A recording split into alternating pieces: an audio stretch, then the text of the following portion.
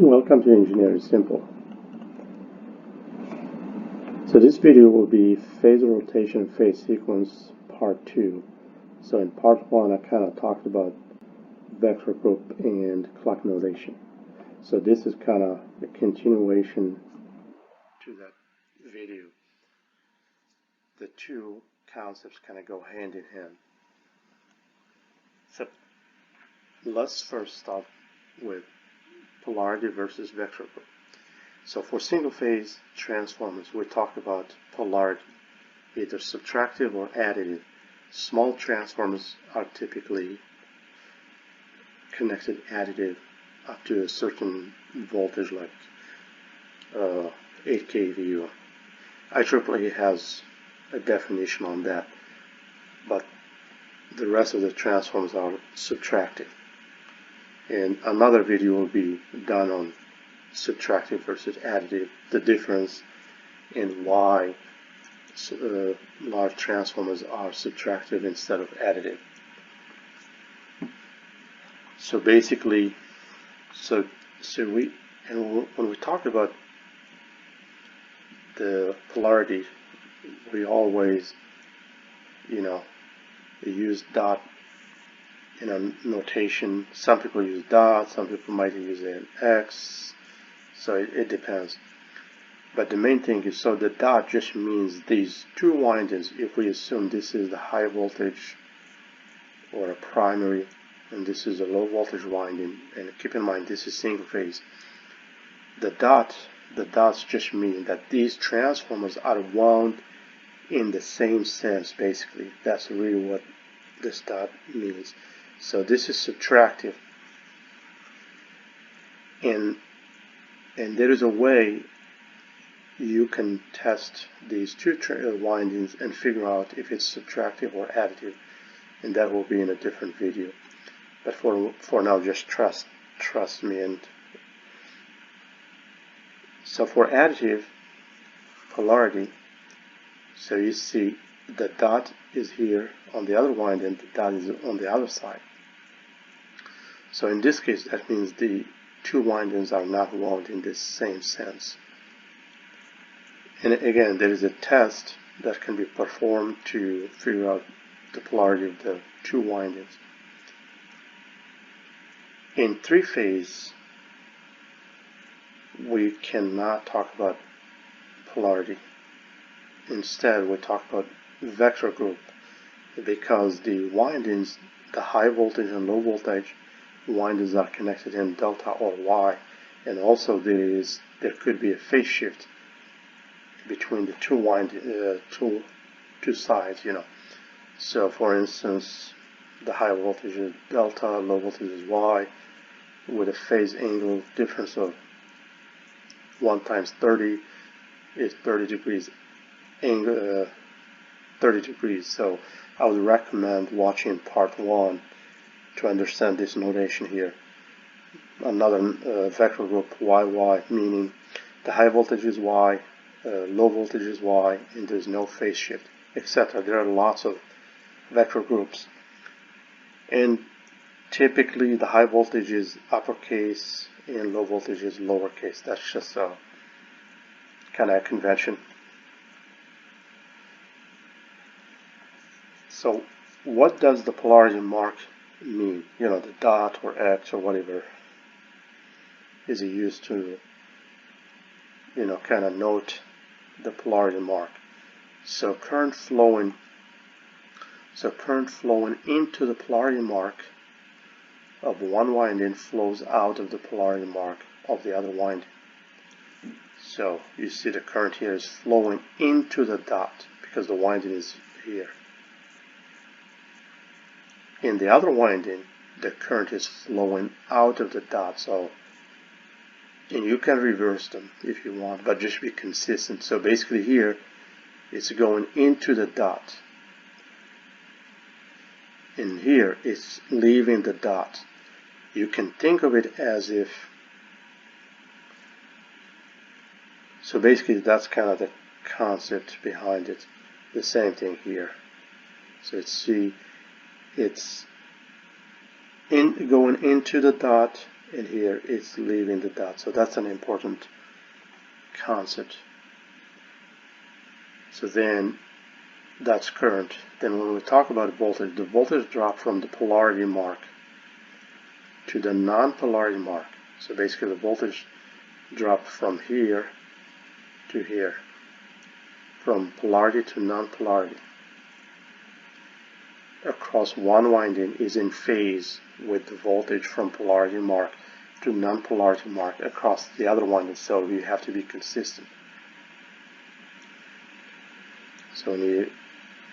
So from the polarity, so if you say the voltage from polarity to non-polarity, you will say, so the two voltage drops are in phase. So general note, so for transformer and breaker CTs, so transformers, they come with CTs connected to the bushings inside the transformer to measure current. So also the same thing with the breakers, circuit breakers or power circuit breakers. They come with CTs inside for measuring current. So the common practice is for polarity marks to be away from the protected equipment. Basically, protected equipment is transformer or breaker or whatever you're measuring current for. So if we assume this is a transformer, basically, so in this case these CTs here are protecting the transformer. So there are two ways you can put. So here's the CT here, and these basically are just the leads or the lines connected to the transformer. So you have the primary current is going into the dot. That means the current needs to leave the dot here, or the opposite, or you can connect them this way. In this case, the current is leaving the dot on the primary. That means the current will enter the dot on the secondary. So keep in mind, this here is considered the primary, and this is the secondary, the little winding. This is the secondary of the CT, and the same thing here. So these are important concepts. So when you're talking about polarity, the current into the dot of one winding leaves the dot at the other winding. And I didn't say primary or secondary, it doesn't matter.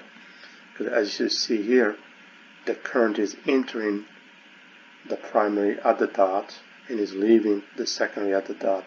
The opposite here, the current is leaving the dot at the primary and is entering the secondary at the dot. So you just have to be consistent.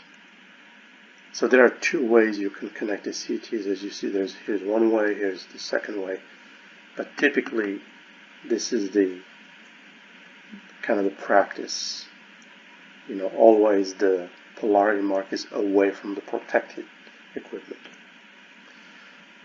So some more general notes. So AC phasors rotate counterclockwise, like I was saying in part 1 of clock notation and vector group.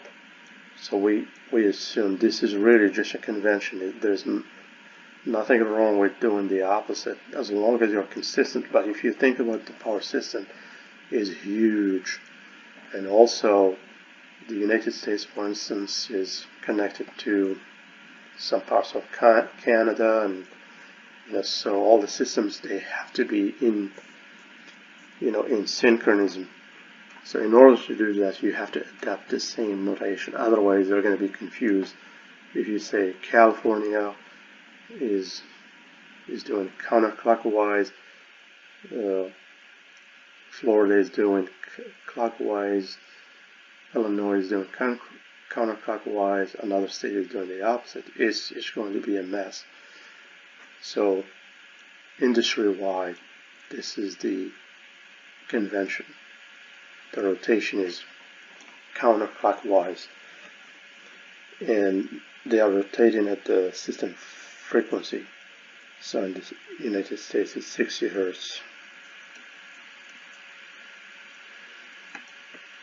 So phase sequence is nothing else but the order the phases appear as they rotate. You can call them ABC, 1, 2, 3, red, green, blue, whatever. So I think in part 1 I kind of drew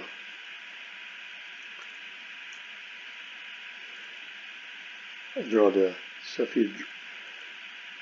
if I say here are the phases, or the phasors, so if I call them A, B, C, and here's the rotation counterclockwise, and if I'm standing here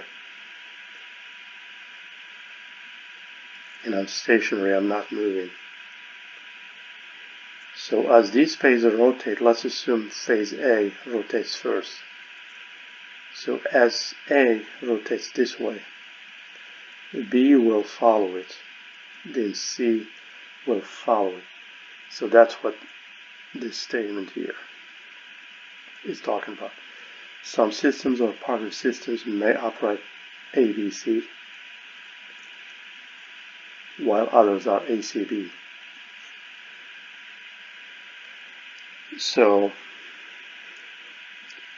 there is a lot of legacy systems, and before IEEE came up with standards and industry kind of agreed to follow certain standards, there was like everyone's connecting systems however they want. So that's why you have this issue here. Some of them are ABC. Basically, as they rotate, as the phases rotate, A goes first, B goes second, C goes third. In others, so A goes first, C goes second, B goes third. So they're kind of like A and trying to think. So yeah, so B and C are reversed, basically. Some systems may have one side ABC while the other side is ACB. What this means is, like at a substation, you might have like 34 to 12 kV. 34 might be ABC and 12 kV might be ACB. Again, that's because, like years ago, systems were connected different ways. But say like when a utility acquired different utilities or entities or co-ops, they inherited that phasing, difference, and it's hard to change phasing because that means you have to do a lot of work, you have to take a lot of outages, and it's not easy to fix all those phases. So phasing is difficult to change as it requires outages because you have to take outages to make the changes, and you have to roll the feeders out, to make them such that they have the ABC phasing. And then sometimes you have to change the relay connection, the CT connection, the PT connection, the breaker connection, transformer. So it's complicated, and if there's a mistake, it will cause lots of problems. So it's not that easy. And keep in mind, ABC is really just a label. Again, you can call it 1, 2, 3, red, green, yellow, whatever. Really what matters is which phase of the power line is the bushing or is connected to each bushing of the transformer, and which line also leaves the transformer, or is connected to the other side of the transformer. Really, that's what matters. So don't be too carried away by ABC. ABC means nothing. It's just a label, because you can have labels, for instance, you can, on the transformer, on the breaker, or on the pole, you can label the phases, but if they are electrically wrong, they mean nothing. So really what matters is if you trace it all the way back to the generator, how does that connect to the transformer bushing at one side, then transformer bushing on the other side, and it goes all the way back to the load. Because if phasing is wrong, the motor is supposed to rotate one direction. Now it's going to be rotating a different direction, and it will cause problem. So existing phase sequence is important in three-phase connections of relays, PTs, CTs, breakers, transformers, as I was stating previously. So PTs or potential transformers, some call them VTs or voltage transformers. There's also CCVTs, capacitor coupling voltage transformers. They measure voltage. CTs, current transformers, they measure current. So say like you have three phases, right? And you have a CT here, a CT here, a CT here, and you also have a PT connected somehow to each phase. Let's assume electrically this is phase A, this is phase B, phase C. Let's say there's a connection mistake. Well, this here basically ultimately goes to the relays, meters, and ultimately makes it to SCADA. And so let's say this is measuring 200 amps, for instance. Well, let's say you are thinking this is phase A, but because how you connected, if the phases are wrong, in reality it's measuring phase C. So that's a big deal. So it is, in one thing, one note, it's easier to roll out phases in the overhead if they are vertically connected, because if you think about it, or if you have seen lines, on wood poles or steel structures, they're connected like vertically. You have three phases that are vertical. In that case, it's easier to change the phases, like going into the substation. But if they're horizontal, it requires some transition. So that's just a note. So as I stated in part 1, you always kind of be consistent. So for this video, I'll just say we go from polarity to non-polarity mark. So keep that in mind. So, and this is kind of what you see on the nameplate of the transformer nameplate.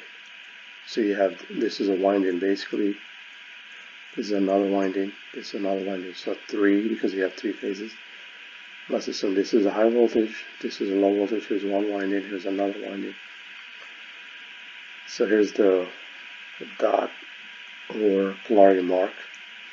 What this means here, it means this winding is magnetically coupled with this winding, and they are wound in the same sense. So really that's what it means. So as you can see here, we have a neutral. So that tells me, because again, because you can see these are connected together to make it the Y, or the stop point, which is a neutral, and it's grounded. This one, I don't see that, and so this is a delta. How do I figure out the vector group? Basically, how do I go from here to what I talked about in part 1, vector group clock notation. So if I take this winding here, and what I mean by magnetically coupled is, so basically like this winding, for instance, is magnetically coupled with this winding.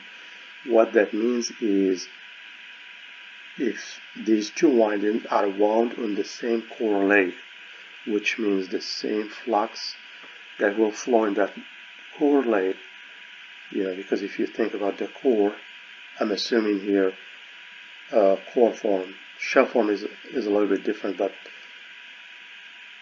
so if you have, so here's a winding, here's another winding. That wound.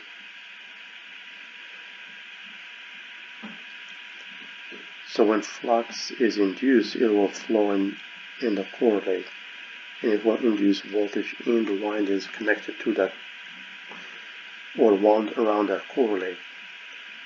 So here I'm showing just one winding, but in reality it's two windings. So for the core form, you have the core leg, around it is the low voltage, then you have the high voltage. So they're cylindrical. So that the same flux basically links both windings. The same thing here, the same thing here. So the way to do this, I'm going to go from the dot mark, or the polarity mark. So I'm going from here, which is connected to C, I'm going to B. So that's what I'm showing here, C to B, in phase with C is going to neutral. So then on the second winding, so I'm going from B to A. So that's what I'm showing here, B to A is in phase with B to N. Then this winding here, I'm going from the dot or the polarity mark, which is A, to, I'm going to go all the way back to C. So that's what I'm showing here. A to C is in phase with A to N, because you have from the mark is going to N. So then again, I go back to, so I kind of wrote them out here. Then, as I said before, this winding is magnetically coupled to this winding. What that means is the phases, these phasors here, when I draw them, they will be in parallel because they are magnetically coupled. So if I start with A to C, so if I draw A to C on this side, is in parallel with A to N. So you see, this here is in parallel. So basically I'm just drawing these here. So then I'm going to do B to A, B to A is in parallel with B to N. C to B is in parallel with C to N. So really that's what I'm doing. So I'm just drawing them in parallel. Keeping in mind like if I take here, so I'm going from A, I said to C. So A to C, the dot mark is on A. So if you notice here. So really I'm not doing anything, I'm just kind of translating this here, all this here into, so first, so I went from here to here, then from here to this. Then what we typically do, so I can pick one side, typically the A, and draw what we call a virtual neutral, because we know delta does not have a neutral, but just draw a virtual line and I'll call it neutral. And keep in mind, typically the high side, it has uppercase, lowercase is on the low side, but I apologize for that. Then here from A to N, I'm just going to extend this. So if you overlap this Y here to the delta, you see that there's a phase angle shift of 30 degrees, because we know this is a triangle, the delta is a triangle, and the triangle, the sum of the angles is 180, and they're equal angles. You know, this is equal to this, is equal to this. So 60 times 3 is 180, which means this is half of 60 is 30, so 30 degrees. And you see, if I do the clock notation, so you have the low voltage is lagging the high voltage by 30, and that matches IEEE. And I'll explain that in here. So the delta will now leads the Y by 30 degrees, and that's because IEEE notation is always, the high voltage is always leading the low voltage by 30 degrees if you have a delta Y or Y delta. In this case we have delta Y. So we know 30 is equal to 1 times 30. And I recommend watching part 1 because that explains this in detail. So the notation is high voltage is delta, low voltage is Y, and the clock notation is 1. So basically I just took this one here and put it here. So again, you draw the virtual neutral, and if you extend from A to N, so really that's what I did here. Then if I come here, the high voltage is A, so basically from A to the virtual neutral, that's the high voltage. As I said in part 1, I recommend watching it. Is the high voltage is always at 12 o'clock. Now I'm going to draw A to N, or lowercase a to N, the low voltage. So I have 1 o'clock. So I'm going to draw lowercase a at 1 o'clock. I have counterclockwise rotation. So if I go from lowercase a to uppercase A, the high voltage leads the low voltage by 30 degrees. So that's really what this means. Why are we talking about all this? I think I talked about it in the previous slide. So how do you connect two systems that are at different voltages? For example, one side is 138, the other side is 12 kV, right? So here is a 138. I want to connect it to 12 kV. What if we don't want any phase shift between the two systems? If you pick delta Y transformers, you will have 30-degree phase shifts, right? So if you just stick a transformer here, and you go like this, assuming this is delta, this is a Y, well, this side here will lead the low side by 30. As I said, probably your design does not allow that. You will have some problems like protection problems or power flow problems. So this here would not work. So how do I connect the two systems? You can't connect. So you have to have a transformation, which means you have to have a transformer. You can't just go from here. You cannot connect these two directly. These are two different voltages. You're going to see some smokes if you do that. So option 1, since I don't want, say like I don't want any phase shift, for instance, I can do YY, and I can do the high voltage is Y, the low voltage is Y with 0 phase shift. So this will work. 138, this side is Y, this side is Y. This is good. Another option, I can do 2 delta Y transformers. So I have this transformer here is delta Y. This transformer is delta Y.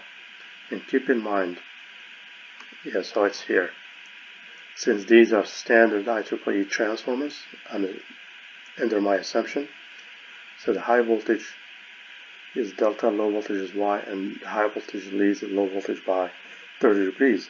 And the same thing, that basically it's the same transformer connection wise, but voltage, this one will be 138, for instance, 138 to say 34 kV, then you will step it down from 34 to 12 kV. This is kV. But the problem is you're going to have 30 degree phase shift here, another 30 phase shift degree here, so it's not what you want. But basically, you might connect this A, B, C, and here, basically you will connect them such that they will cancel each other. Like on this side you will have plus 30, on this side you will have negative 30. That way there's no phase shift. And there will be another video on how to do that. So that's the importance of knowing the phase rotation, phase sequence, like how, because basically as it showed here, you have a 138 kV and you have a 12 kV. How do you go from that voltage to the other voltage without causing a problem? So understanding phasing is very critical. Because so when you buy a transformer, basically you're going to get on the nameplate, this is really what it will show, except instead of ABC you might see, well, because so a transformer you'll see, so like H1, H2, these are bushings, and here you will see X1, X2, instead of these ABC you will see, and you'll see something like XO bushing. Basically just like this. And really that's, the circle here means it's a bushing basically, if you look at it from the top. So if H1, H2, H3, X1, X2, X3, this is how the transformer will arrive. Well, I have, say like I have my 138 kV system here, and I have my 12 kV or 34 or whatever. How do I connect my, let's assume these are lines, the phases. How do you connect them? You know, like here, you connect, say like this, to the bushings, and the transformer, like inside, let's assume this rectangle here just means the tank basically. Because well, look, this is a top view. But really, inside the transformer, you have the windings and the core. This is what you have, and they're all connected. H1 really is just this point here, basically coming out. These circles basically is here. They're here. Sorry for the mess.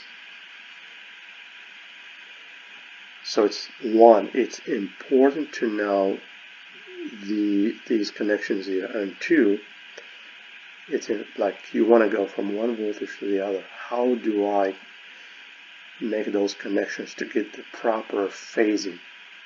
Because sometimes, say like you're going from here to here, you want 0 phase shift. Sometimes you want 30, sometimes you want minus 30. But keep in mind the transformer is standard. But if it's a delta Y, it will be per IEEE, this is what you will buy. If it's a Y delta, this is what it will be, unless you specify something different. But if you say IEEE, this is basically, so the transformer connection is known, but then how do you go from one system to the other, you know, getting the proper phase shift, you know, whether it's 0 or 30 or whatever.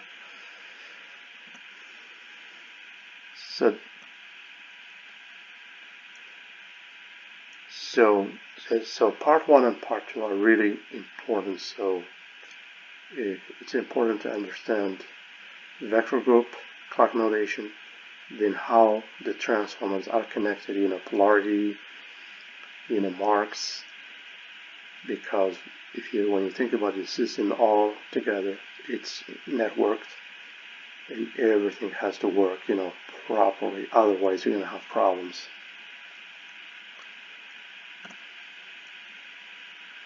So for more videos, I would recommend going to Engineer Simple. So I'll do part 3, probably how, now, part 3 will be okay. You understand vector group, flag notation.